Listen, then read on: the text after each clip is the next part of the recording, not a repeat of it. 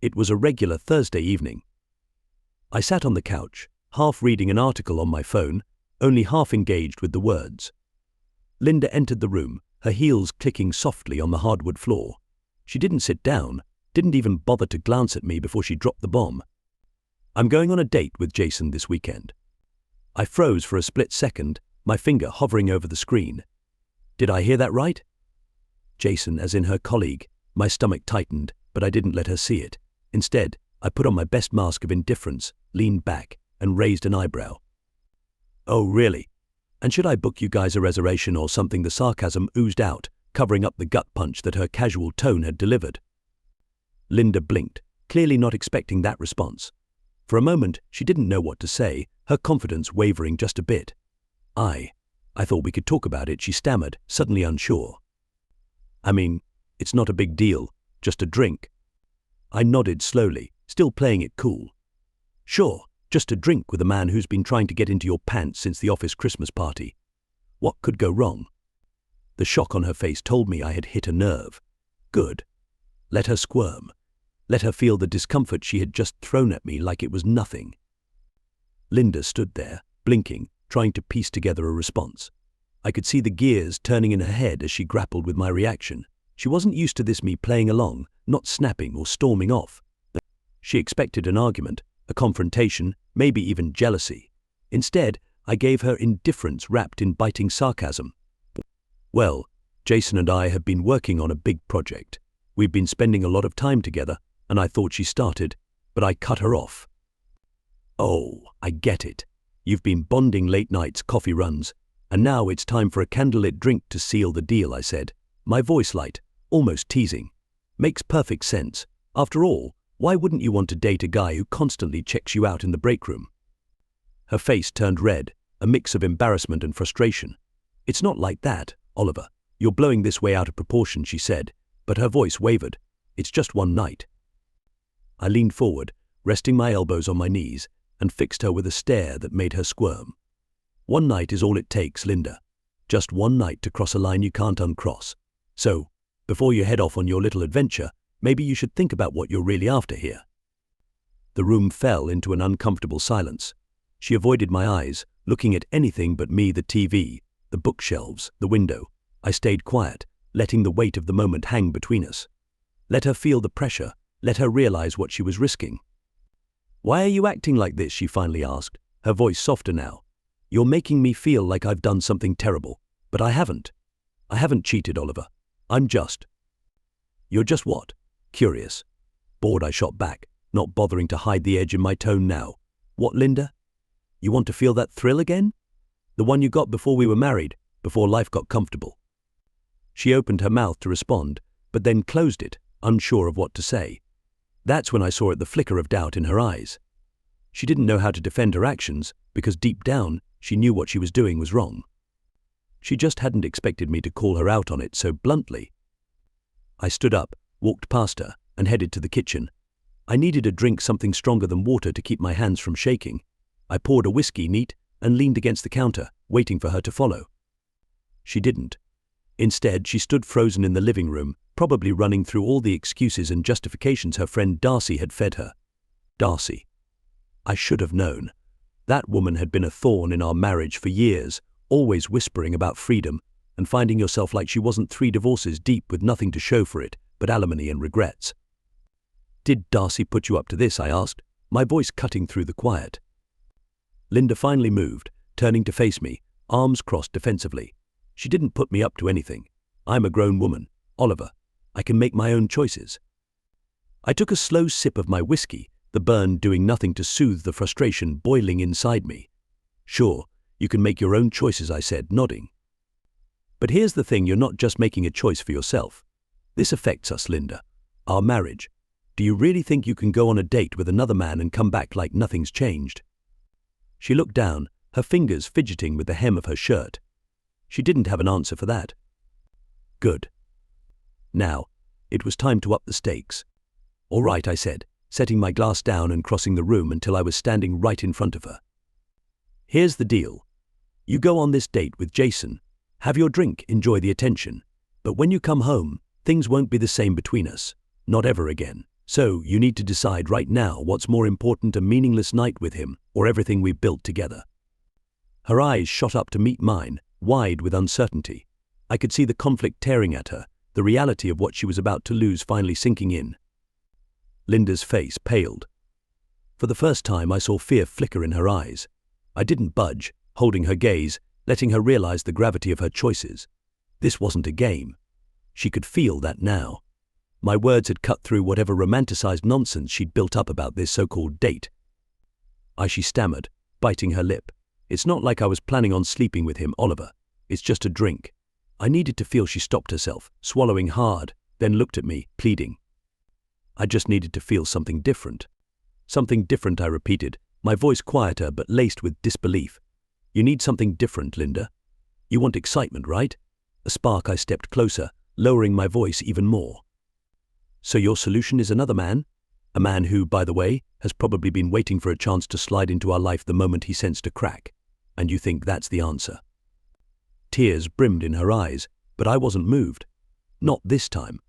I had to be firm, no matter how much she softened. She wasn't used to seeing this side of me, the one that didn't rush to fix things, to make peace. That's how it had always been between us, me patching things up, smoothing the rough edges. This time I was holding the line. It wasn't supposed to be like this, she murmured, her voice trembling. Darcy said I shouldn't be afraid to explore. She said that. Of course, Darcy said that. I snapped, cutting her off. The woman is practically the poster child for failed marriages. And you're taking advice from her. She's pushing you into the same pit she's been living in for years. Linda, she doesn't have anything to lose. She already destroyed her own life. But you're throwing away everything we've built for a night out with a guy who isn't even half the man I am. Linda flinched at my words, the tears finally spilling over. You don't understand, she cried, frustration bubbling up now. It's not about him. It's about me. I feel lost. I feel stuck, like I'm just fading away. I look at myself in the mirror, and I don't even recognize who I am anymore. I let her words hang in the air for a moment, processing them. Her confession caught me off guard, but I couldn't let myself soften too much. Not yet. And what I said, my voice measured. You think a fling is going to help you find yourself? You think messing around with someone else is going to solve the problem? She wiped at her face, shaking her head. I don't know. I don't know what I was thinking. I sighed, feeling some of the anger drain out of me. I wasn't mad because she was lost. I was mad because she hadn't come to me. She had reached out to Jason, to Darcy, to everyone but me, the man who'd stood by her through everything. I thought back to all the moments we had shared, years of marriage, the highs, the lows, the life we'd built. Was that really not enough for her anymore? Linda, I said, softening my tone for the first time, if you're feeling lost, you don't turn to someone else. You turn to me. We're supposed to be a team. We fix things together, not by bringing other people into our marriage. She looked up at me, searching for something in my eyes, understanding, forgiveness, hope. I could see her wavering, torn between the illusion of freedom and the reality of what she stood to lose. I didn't, she started, her voice breaking. I didn't want to hurt you. Well, you are, I said bluntly. And it's not just a little hurt, Linda. You're blowing up everything we've built over a whim. So I need you to think really hard about whether that's what you want. Linda's sobs grew heavier as the weight of her decision sank in. I wasn't going to beg her to stay. She had to choose us or the fantasy Darcy had sold her. After what felt like an eternity, she took a deep breath, her voice barely audible. I don't want to lose you, Oliver. I don't want to lose you, Oliver. I don't want to lose us. I stood there, watching her unravel, but this time I stayed silent, letting her feel the full weight of her words. The battle wasn't over yet, but for the first time that night, I saw a glimmer of the woman I'd fallen in love with, a woman who was finally starting to realize what really mattered. I watched Linda crumble before me, her defenses slipping away. The confident, vibrant woman who had strolled in, casually announcing her date, was gone. What was left was someone I barely recognized, a woman riddled with guilt and confusion. But I still wasn't ready to let her off the hook. Don't want to lose us, I repeated, crossing my arms. Well, it sure as hell didn't seem like that when you were making plans with Jason. Her lip quivered, but I stayed firm. I couldn't be soft right now. She needed to feel this. I didn't plan on it getting this far, she said, her voice shaking. I swear, I wasn't thinking straight. Darcy kept saying I should try new things, that a little excitement would do me good, and I got caught up in it. She ran a hand through her hair, tears streaming down her face. I know it sounds stupid now, it is stupid, but at the time it felt like, maybe she was right. Darcy, I snorted, the bitterness rising again. And why would you trust Darcy's advice on marriage? She's been divorced 3 times, Linda. Her love life's like a slow-motion train wreck, and you just followed her right into it. Linda nodded, her expression broken. I know, she whispered. I know it was stupid, but I never thought I'd actually. She stopped, biting her lip hard. Actually, what I pressed, my voice hard again. Go through with it. What stopped you from telling me the truth earlier? Why didn't you come to me instead of playing around with these little fantasies? She shook her head, lost for words, staring at the floor as if it held the answers. Is this just about Jason? I asked, my tone quiet now, calculated. Or is there something else you're not telling me? Be honest with me, Linda, because this half-truth thing isn't going to work. Her body tensed. I could see her struggling, the internal battle raging in her mind. Finally, she looked up, her eyes swollen with tears. I haven't slept with him, she confessed, almost too quickly, as if the words burned her tongue. I swear, Oliver, nothing physical happened, but we talked, a lot. More than I should have. I let it get too close.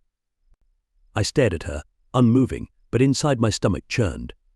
Emotional affairs, sometimes they hurt worse than the physical ones. The intimacy she had given to someone else, the conversations, the secrets, they were mine.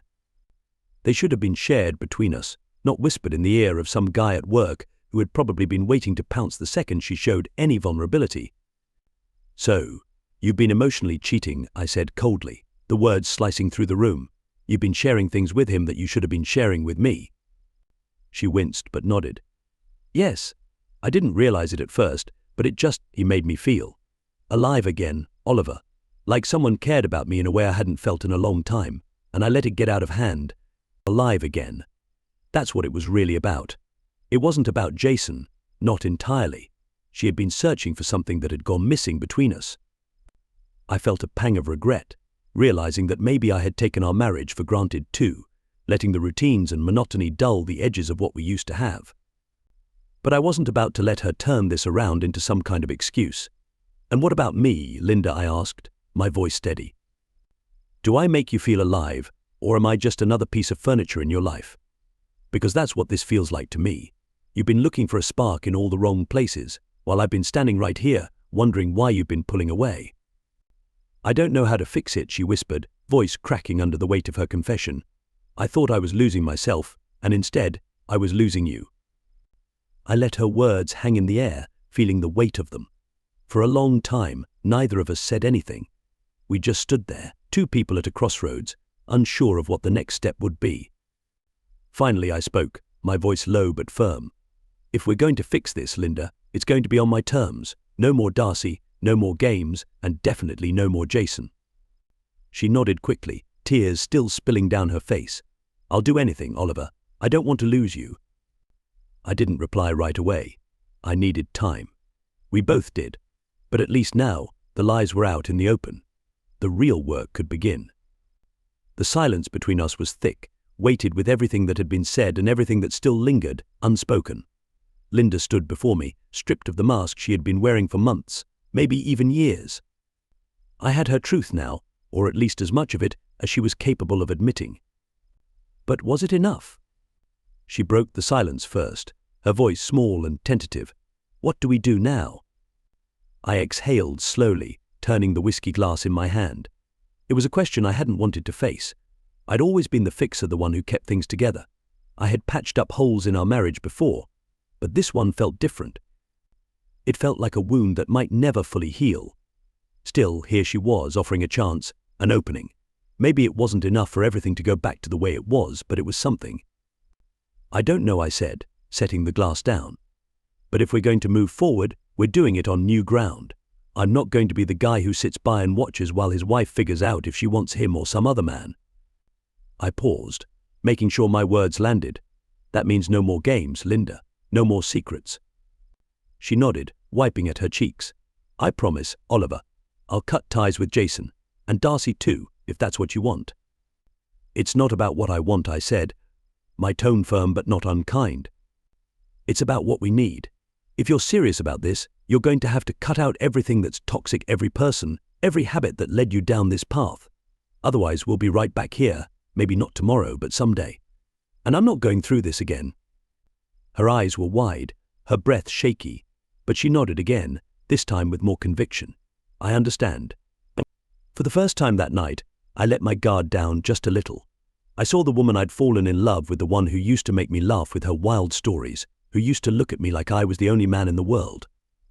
She had been buried under the weight of her own confusion, but now, maybe, she was clawing her way back. I'm not saying we can fix this overnight, I continued. But I'm willing to try if you are. I need to know, though, are you? Really? Yes, she whispered, her voice trembling but sincere. I am. I want us, Oliver. I don't want to lose you. I studied her face, looking for any hint of doubt, but all I saw was remorse and a fragile sort of hope. Maybe it was enough to take a step forward. Just one. I'll be honest, I said, my voice softening. It's going to take time. A lot of time. And trust. Well, that's something you're going to have to earn back. I'm not just going to hand it to you because you're saying the right things tonight. I know, she said, choking back a sob. I'll do whatever it takes. Her desperation was real. I could feel it. But I also knew that words were easy in the heat of the moment. Promises made in the middle of a crisis often fade when the reality of rebuilding sets in. I had to be careful with how much I let myself believe.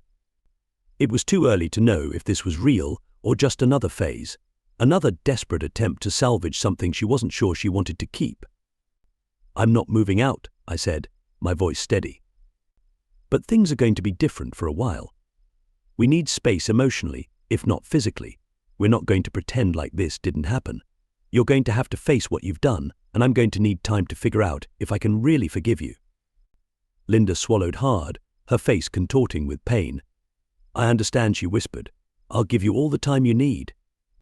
I nodded, but the tension between us was still thick. There was so much to untangle, so much hurt to work through, but I wasn't ready to give up, not yet.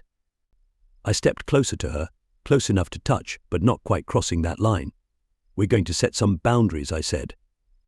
And you're going to be completely transparent with me from now on. That means no more private messages, no more lunches with Jason, no more. Anything that makes me question your loyalty. I need to know that you're choosing us every single day. She nodded fervently. I will. I swear, Oliver. I'm done with Jason. I'll block his number. I'll change departments if I have to, anything. Good, I said, still holding firm. And Darcy, she's toxic. I'm not telling you who your friends should be, but if you're serious about fixing this, you need to distance yourself from her. Her face crumpled as she took that in. I could tell that was going to be a hard one for her, but it had to be done. Darcy had led her into this mess, whispering poison into her ear about freedom and excitement. Linda had been too weak to resist. I'll do it, she said, her voice small but resolute. I'll cut her out. For the first time that night, I felt something crack open in my chest, not forgiveness, not yet, but maybe the faintest glimmer of hope. We weren't healed, we were far from it. But this was the start of something, maybe a new chapter, maybe the beginning of the end. I couldn't be sure. All right, I said quietly. Then let's see where this goes. Linda took a hesitant step toward me, her eyes pleading for some kind of connection, but I held up my hand. Not tonight, I said gently. Tonight we take a breath. Tomorrow we start the hard work. She looked down, nodding, understanding the distance I was putting between us. As I turned to leave the room, I heard her whisper, "Thank you, Oliver." I paused, looking back at her, my heart heavy but determined. "Don't thank me yet," I said, meeting her eyes. "We've still got a long way to go." And with that, I walked upstairs, leaving her alone in the dim light of the living room, knowing that the hardest part of this journey was still ahead of us.